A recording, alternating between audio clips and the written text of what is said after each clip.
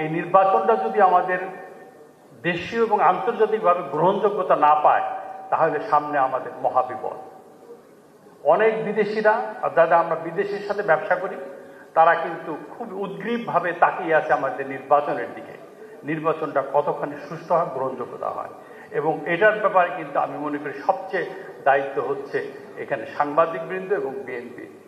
BNP সবচেয়ে বড় দল, যদি সুষ্ঠু নির্বাচন করতে, গ্রহণযোগ্য নির্বাচন করতে গিয়ে যদি কোথাও বিএনপিকে 10টা সিট হারাতে হয়, তাহলে আমি মনে করি এখনকার প্রথম আলো যে সার্ভেটা করেছে তাতে বিএনপির ক্ষমতা আসতে কোনো অসুবিধা হওয়ার কথা না।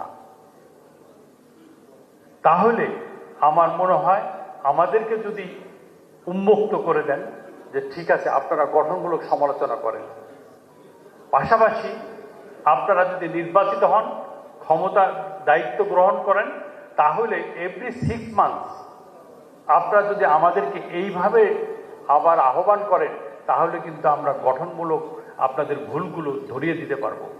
এবং আপনারা আমাদের মধ্যে যদি কোনো ত্রুটি থাকে আপনারা ধরিয়ে দেন।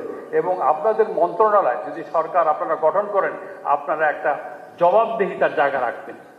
সেটা হচ্ছে কি, আমরা যে যারা সংবাদপত্র প্রকাশ করি বা মিডিয়া চালাই, সব যে সঠিকভাবে আমরা উপস্থাপন করি তাও না, আমাদের ভিতরে অনেক ভুল ভ্রান্তি হয়। যেটা মাহবুব ভাই বললো যে আমরা অ্যাপোলজি করি, আমরা আমাদের ভুলগুলি আপনারা বলেন যে এগুলো সঠিক না, কিন্তু আমরা যে সত্যগুলো তুলে ধরি, আপনারা বলেন আপনারা যে দুর্নীতি সম্বন্ধে তুলে ধরেছেন, এই অন্যায় অবিচার করেছেন, আমরা তার বিরুদ্ধে ব্যবস্থা নিয়েছি।